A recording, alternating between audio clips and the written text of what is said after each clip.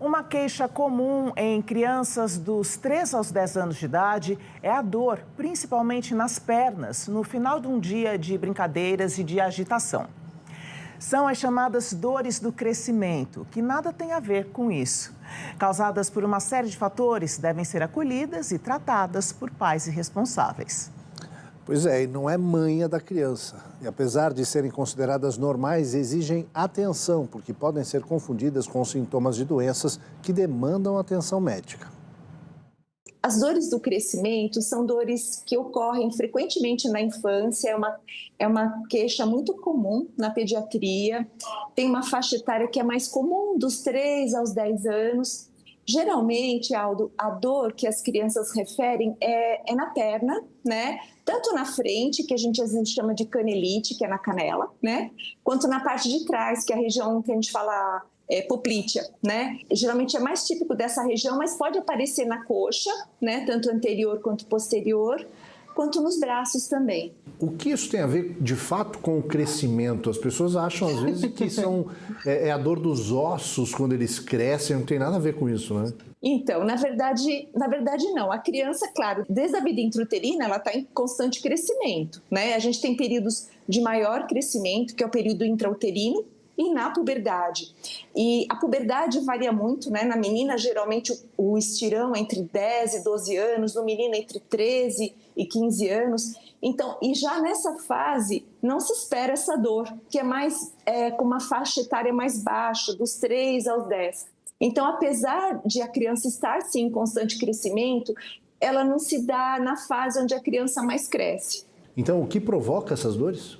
Então, na verdade, não se tem uma total precisão com relação a isso. A gente sabe de associações que a gente tem. Então, por exemplo, aquela criança que num dia que ela brinca muito, que está muito esgotada, muito cansada, quando ela está estressada, né? Então, nessas situações, a dor que eventualmente ela tem se torna mais intensa. Tem várias teorias, então tem relação, às vezes, ao desenvolvimento, tanto músculo esquelético, né? Então, às vezes, uma desproporção nessa progressão de crescimento, tem relação, às vezes, com quadros psicossomáticos de ansiedade, tem relação com a atividade física, mas pode também, Aldo, ter alteração com relação a alterações metabólicas vigentes. Então, não se sabe exatamente o que desencadeia, mas que de fato acontece, que é frequente, é frequente. Esse é um ponto importante. Agora, no finalzinho da sua resposta, de fato acontece. Quer dizer, é importante que os pais, os responsáveis, acolham isso, que não tratem isso como alguma manha da criança, alguma coisa assim, né? Bem lembrado, perfeito. Então, não é uma simulação. A criança, de fato, tem a dor. Ela deve ser acolhida, como o senhor disse. A criança deve ser tratada, não necessariamente de forma medicamentosa, né? Então, ela deve ser acolhida, deve ser tratada e a família deve encarar aquilo como, de fato, algo que a criança está sentindo. Doutora, e aí como é esse tratamento? O que a gente sempre sugere para os pais realizarem é o tratamento não medicamentoso num primeiro momento. Então, o aquecimento do membro que está tendo dor, né? A massagem local. Então, quando eu aqueço o músculo, quando eu faço massagem, muitas vezes isso já é suficiente para minimizar ou desaparecer o quadro de dor.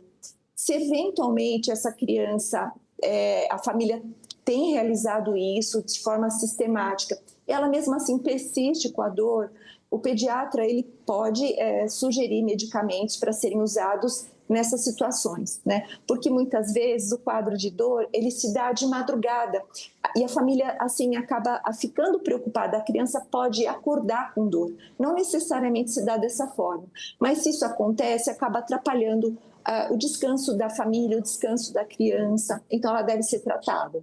Doutora, e quando é que esses sinais de dor se tornam algo preocupante que demande alguma atenção especializada? Então, Aldo, a gente tem em quase todas as situações na medicina o que a gente chama de sinais de alarme.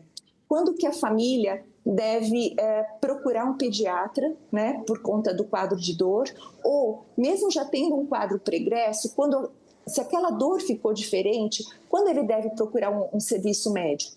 Quando essa dor ela é localizada mais nas articulações, nas juntas, né? Porque habitualmente é onde tem o músculo, geralmente, né? Quando essa dor é localizada, só dá na perninha direita, nunca dá em outra perna.